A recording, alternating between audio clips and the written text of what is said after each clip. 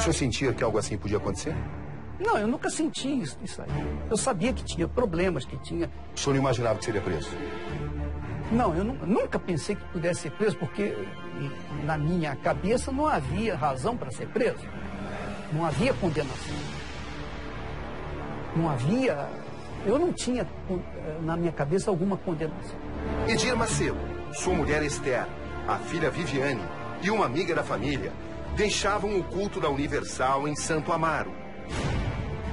Sua BMW cortava a rua São Benedito quando foi interceptada por várias viaturas.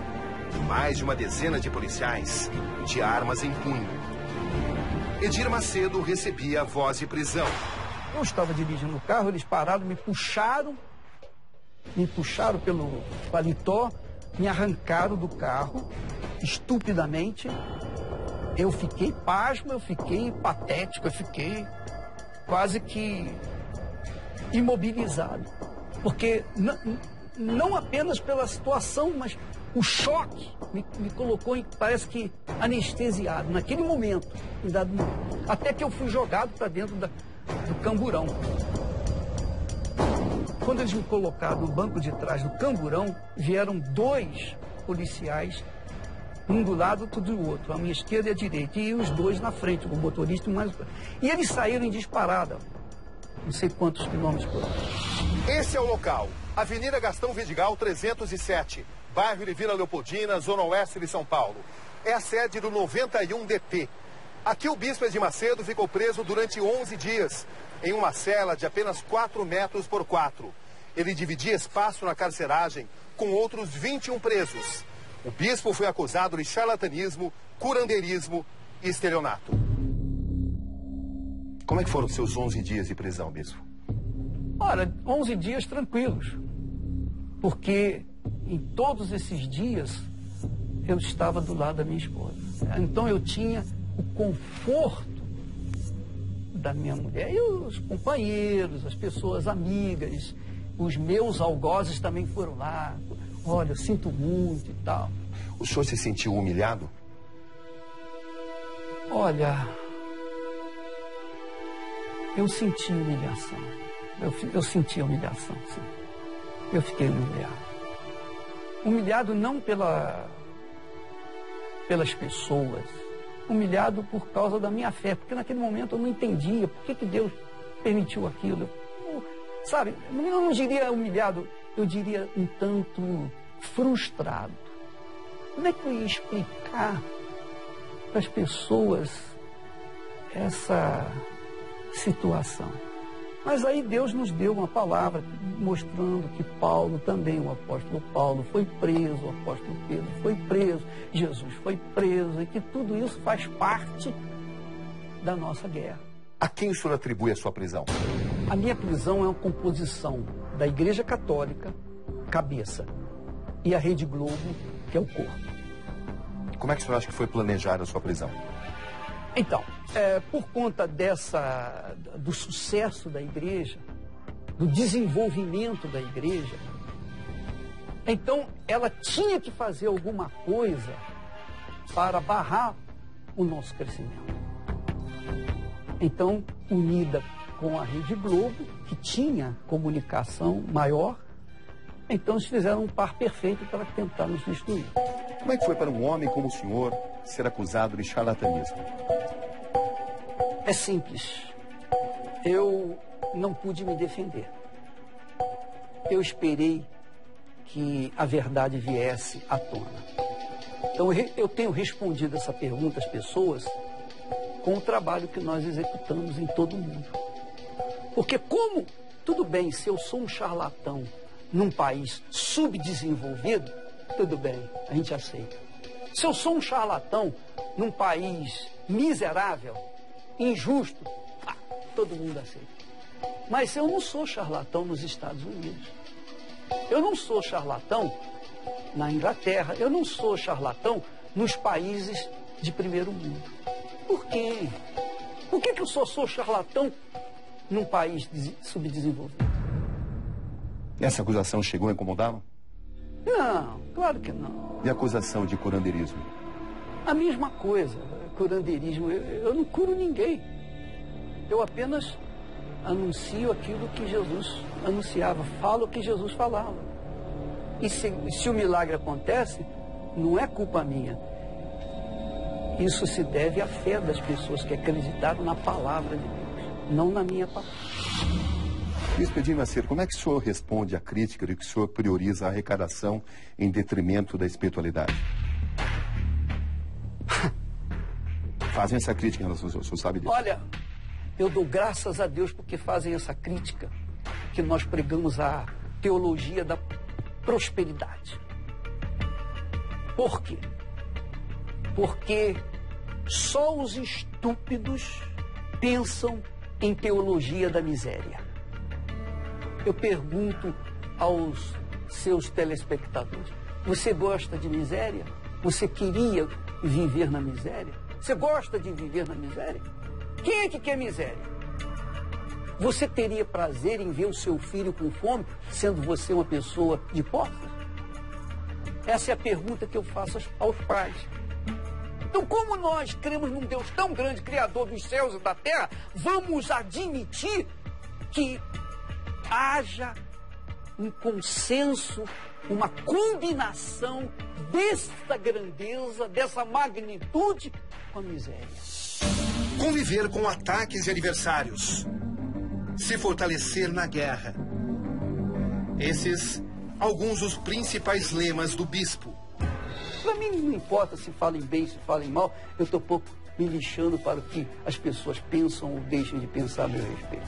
Eu não estou nem aí, eu não estou nesse nível, eu estou em outro nível, eu estou em outro mundo. Eu vivo não no mundo da lua, porque a lua é muito pobre, não tem nada. Eu vivo no mundo de Deus, que é um mundo de vida, um mundo de paz, um mundo de tranquilidade, um mundo que minha família e eu vivemos. Um mundo voltado para a fé. Como é que o senhor acha que é visto pela Igreja Católica? Eu acredito que seja o número um, o inimigo número um da Igreja Católica. Eu acredito que eu seja o número um da Igreja Católica. Por quê? Justamente pelo sucesso. Onde a Igreja Universal do Reino de Deus vai, onde vai uma pessoa da Igreja Universal do Reino de Deus com esse espírito que nós temos, ali começa um trabalho de sucesso, que é o que está acontecendo no mundo inteiro. Qual é a sua convivência hoje com a Igreja Católica sob a liderança do Papa Francisco? Zero. Não tenho nenhum contato com eles, e eles não têm nenhum contato conosco. Não sentamos na mesma mesa. Isso é definitivo? É definitivo. Nós não comungamos a mesma fé. Como pessoas, como seres humanos, nós torcemos para que eles venham conhecer o Deus que nós conhecemos. Mas como religiosos, respeitamos, mas não aceitamos aquela filosofia. O bispo Edir Macedo enfrentando sem censura as mais duras questões. Não, de forma... O que Edir Macedo tem a falar sobre o chute na Santa? O episódio de outubro de 95, quando o bispo da Universal, Sérgio von Held, chutou e insultou uma estátua de Nossa Senhora Aparecida, um símbolo católico. Como foi para o senhor lidar com o episódio do chute na Santa? O chute na Santa foi eu vou falar, não sei se vocês vão colocar. Vamos sim. É um chute no estômago, para não dizer num lugar mais baixo. Aquele chute foi a pior coisa que aconteceu dentro do trabalho da Igreja Universal. Por quê?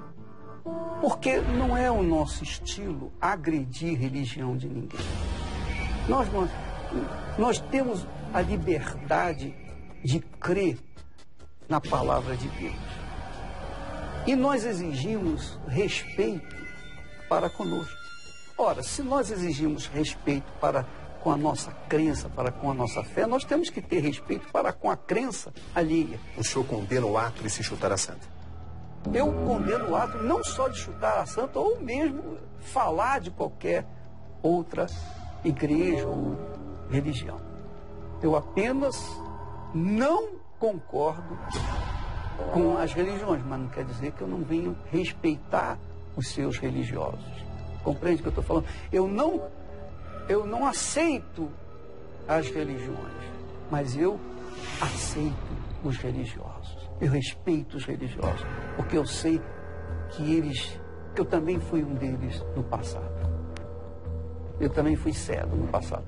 E Deus teve compaixão de mim, por que eu não vou respeitar e ter compaixão daquelas pessoas que estão lá cegas também? Ao longo da sua trajetória vitoriosa, o senhor cometeu erros? Muitos erros. Que erros o senhor cometeu? A maioria dos meus erros foi ter bons olhos para com más pessoas.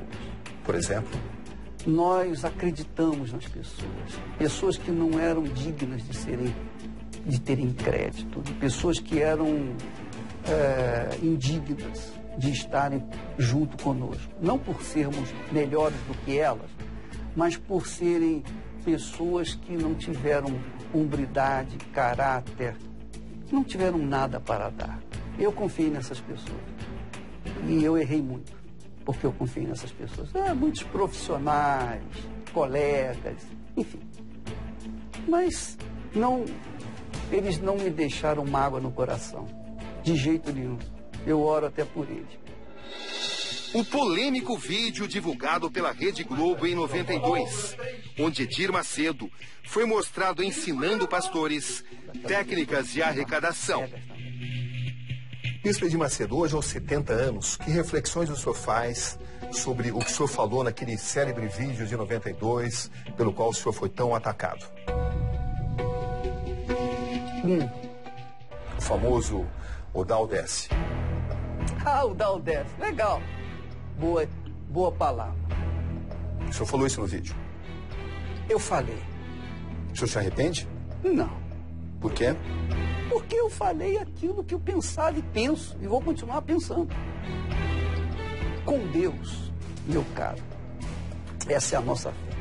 Ou você dá e está com Ele por toda a eternidade, ou dá a sua vida, ou entrega a sua vida, assume a sua fé, ou você desce para o inferno e não tem solução.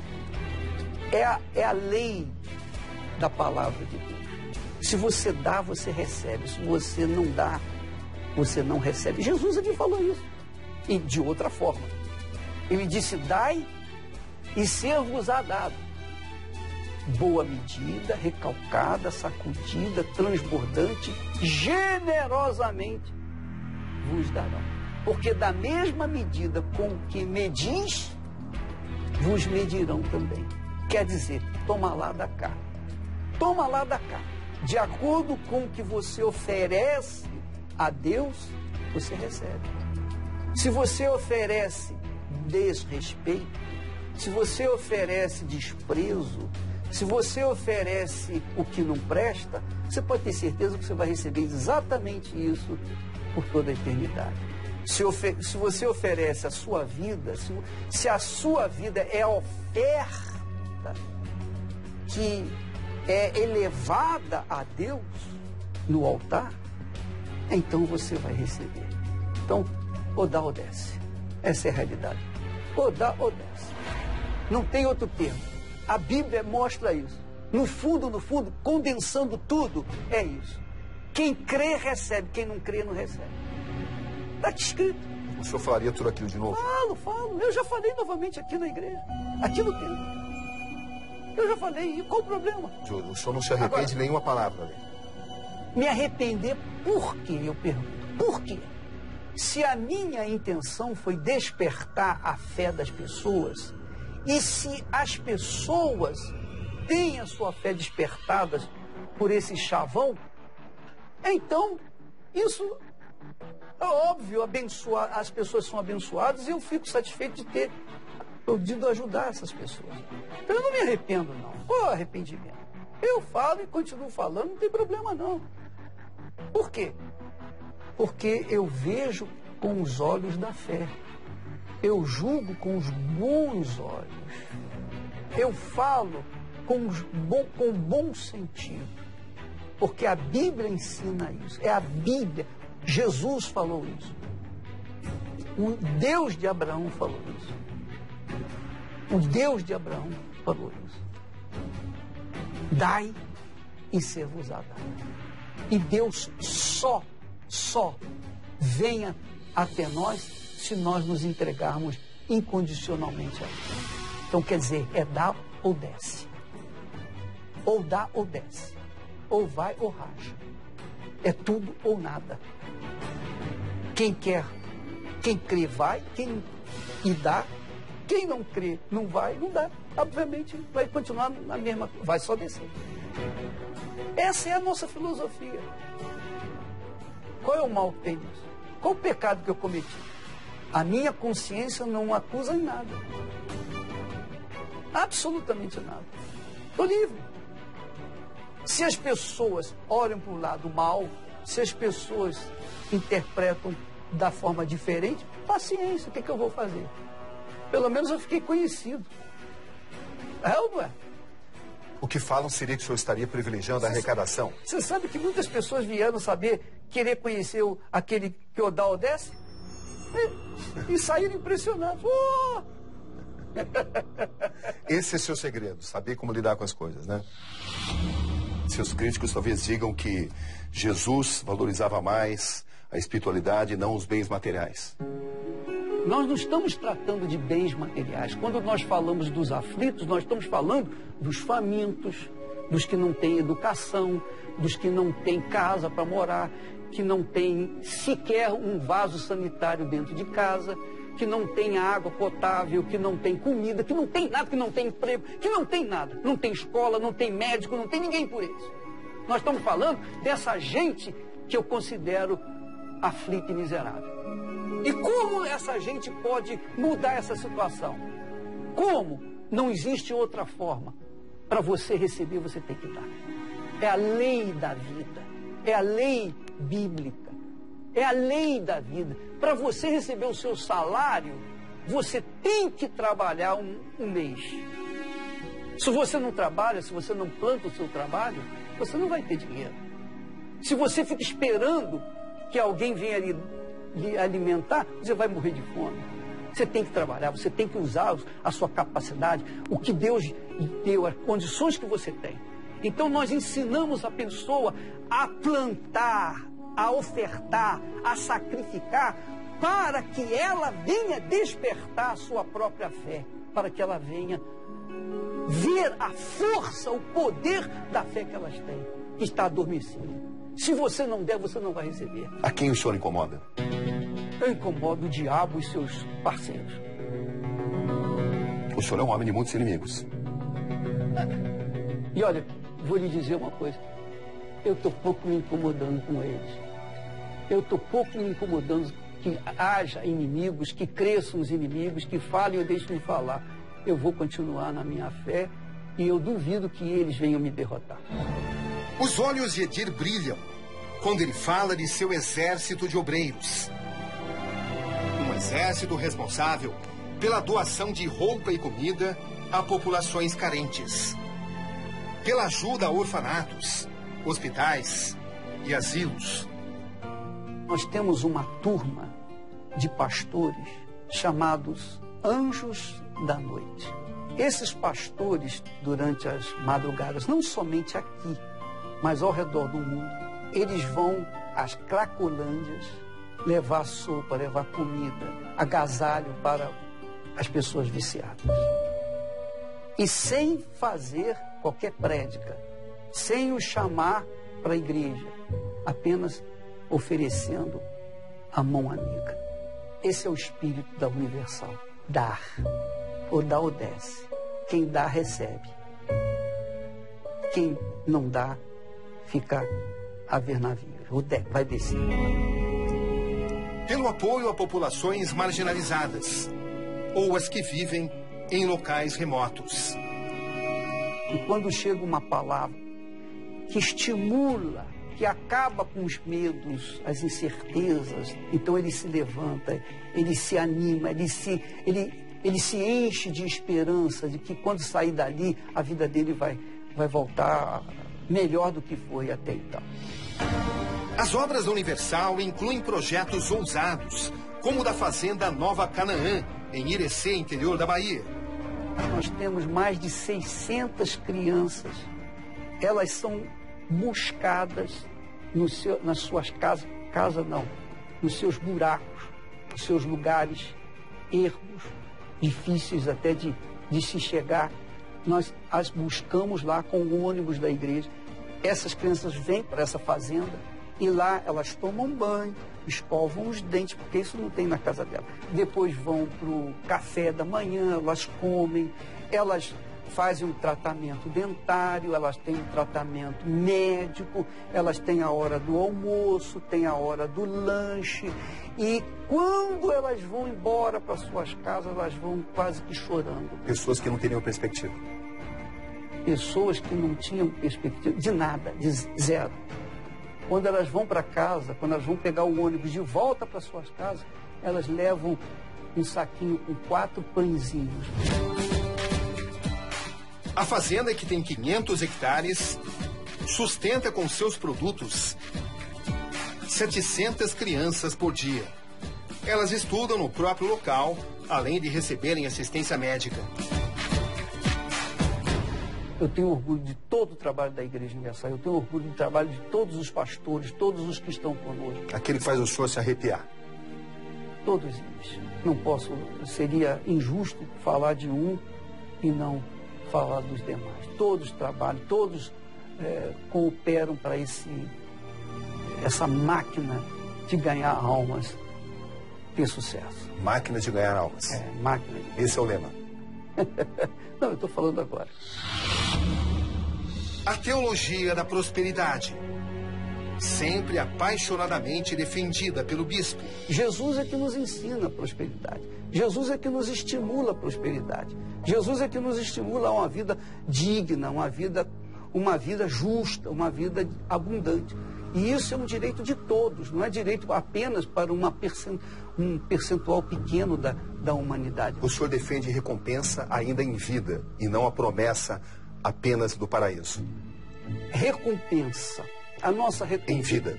A recompensa mesmo é após a morte. Porque aqui nós temos um direito, não é uma recompensa. É um direito à vida. É um direito que você tem. É o seu direito. Então, quem pensa há de convir que não é uma recompensa eu estar nesse mundo e ter uma vida melhor, de qualidade, se eu creio no Deus Todo-Poderoso. Eu tenho direito a isso. É uma questão de fé. Não é uma questão de filosofia, é uma questão de fé. Eu não posso crer num Deus tão grande e viver uma vida tão desgraçada. Isso não é admissível. Qual é o ser humano que pensa um mínimo, que vai acreditar num Deus tão grande e aceitar que esse Deus tão grande lhe dê uma vida tão desgraçada? Grande, meu Pai, grande é o teu nome, meu Senhor. A doutrina religiosa, que defende que a bênção financeira é o desejo de Deus para os cristãos. E que a fé, em o nome do Senhor Jesus, o discurso positivo e as doações para os ministérios, fazê-lo rico. Porque quanto mais rico você for, mais a obra de Deus vai crescer. Se reverterão em prosperidade para o próprio fiel. As religiões não ensinam a verdade. As religiões ensinam o que interessa para eles. E nós ensinamos a verdade. E que é essa verdade que liberta a pessoa. Eu fui liberto dessa teologia tacanha, estúpida, ignorante, de que a miséria vem de Deus. Ora, como que pode? Eu não sei se você tem filhos, eu não sei se você tem ou não tem. Eu tenho filhos.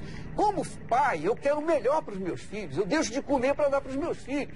Ora, bola, se Deus é meu pai e é grande, é todo poderoso, Ele vai permitir que nós passemos necessidade, fome.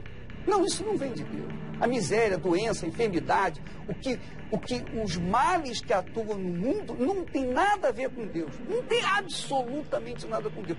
Tem é com o inferno e os seus servos que são usados para levarem às outras pessoas essas filosofias baratas, miseráveis, tacanhas. O senhor entende, portanto, que a igreja não pode viver apenas da promessa do paraíso? Claro, lógico. É um direito nosso, está escrito, isso está determinado na Bíblia. Está escrito. E Deus não pode falhar naquilo que Ele prometeu. Deus ouviu.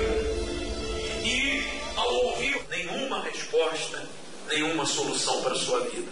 Qual é a lógica do dízimo? A lógica do... que maravilha que você perguntou isso. A lógica do dízimo é simples. Eu vou falar em simples palavras para as pessoas entenderem. Qualquer pessoa, qualquer pai, qualquer família tem filhos, ou normalmente tem filhos. E quando a filha faz aniversário, é costume dar uma festa, chamar os convidados, as pessoas íntimas. E ali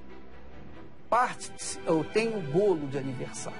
Depois de soprar das velhinhas, o bolo é partido. Quem parte o bolo? É o aniversariante.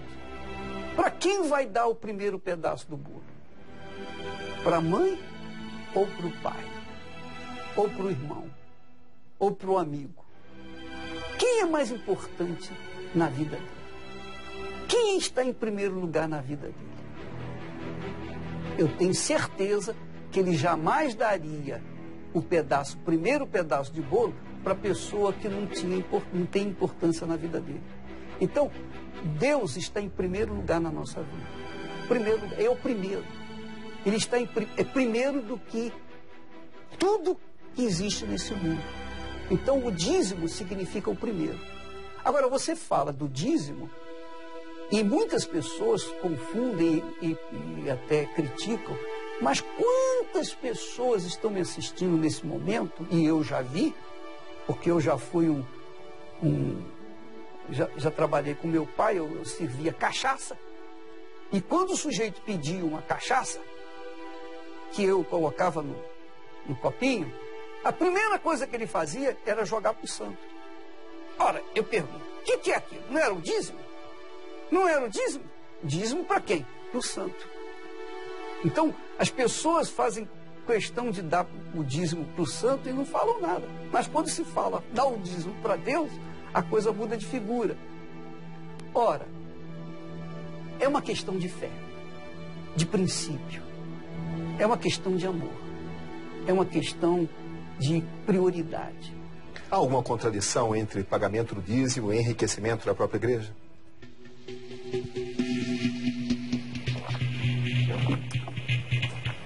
A riqueza da igreja não está nos dízimos, nas ofertas, nos seus templos, nada disso. A riqueza da igreja está no seu povo, que é um povo de fé, é um povo aguerrido, é um povo que não olha para trás, que vai em frente. É um povo de Deus, é um povo que é um com Deus. Essa é a nossa riqueza.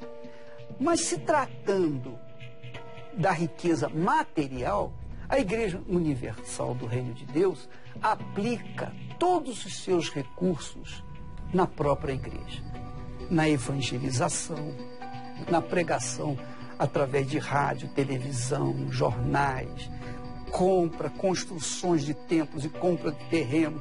Nós somos responsáveis, só que no Brasil, por mais de 50 mil empregos.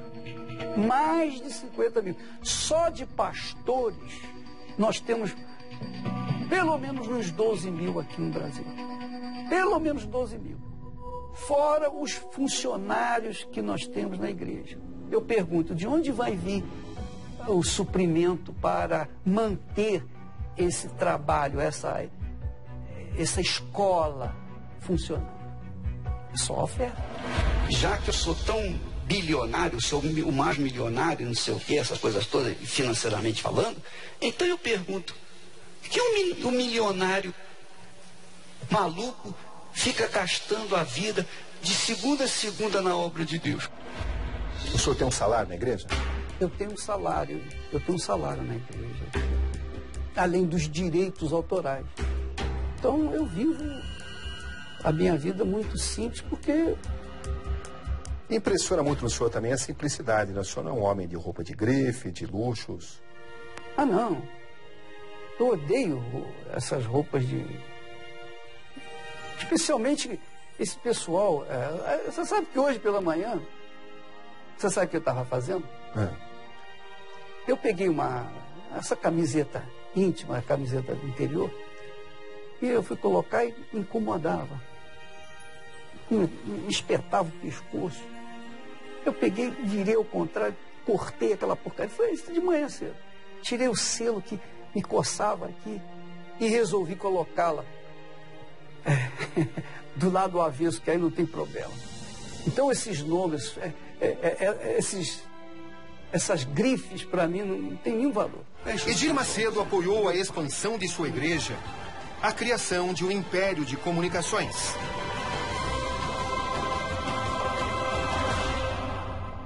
Qual é o seu estilo de administração da Rede Record? Nós procuramos, eu não diria administração, mas filosofia. Em todas as decisões? Não. A Record ela tem vida própria, segue de acordo com a sua diretoria, seus conselheiros, etc. O senhor participou da vinda da Xuxa, por exemplo? Olha, eu fui perguntado se havia alguma objeção. Eu disse não. Se é bom para a Record, é bom para mim. Nossa filosofia é dar liberdade àquelas pessoas que nós confiamos. Nós confiamos. Nós temos bons olhos para com as pessoas que trabalham lá. E essas pessoas têm atendido à necessidade da Record. Hoje a programação da Igreja Universal, ela fica de madrugada, né? Como é que o senhor vê essa estratégia? De madrugada porque durante o dia as pessoas não têm tempo para ficar olhando a nossa prédica, a nossa mensagem. Você sabe que as pessoas que estão sofrem à noite, de madrugada, especialmente pela madrugada. Então, nós procuramos atender a audiência das pessoas aflitas. Quem estiver aflito, precisa ir lá para a Record. Nosso trabalho pela madrugada é para as pessoas aflitas. Se você crê, diga amém. Graças a Deus. Dos 15 minutos que ele comprava na Rádio Metropolitana no Rio, em 1978, até chegar à compra da Rede Record, que começou a se concretizar em 1989. O que significou para o senhor a compra da Rede Record? Tem um significado de muita dor, muito sacrifício. O preço foi muito alto para minha família, para mim, para a igreja. Foi um preço altíssimo. A rede pertencia a Silvio Santos e à família Paulo Machado de Carvalho. O senhor passou a ser mais perseguido. Eu fui visado. Eu fui muito visado. E logo eu, como uma pessoa tão frágil. Então, por esse lado, a compra foi cruel. Mas, pelo outro lado, que é mais compensador, que é o lado que nós pensamos, que nós curtimos, é o lado da liberdade. Depois da Record, o Brasil teve outro rumo.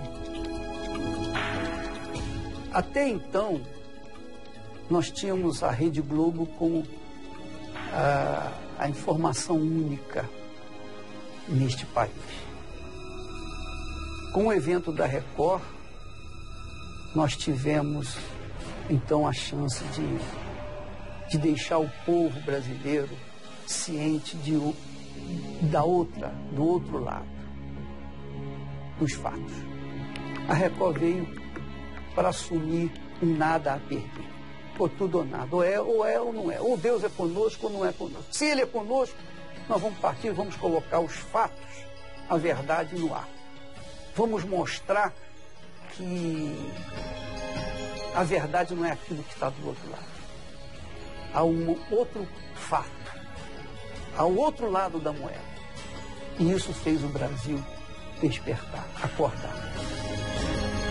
Então hoje nós temos um Brasil democrático, eu diria, em grande parte, por causa da Record. A Igreja Universal resiste sem Edir Macedo? Claro! Eu sou apenas um pontinho nesse universo.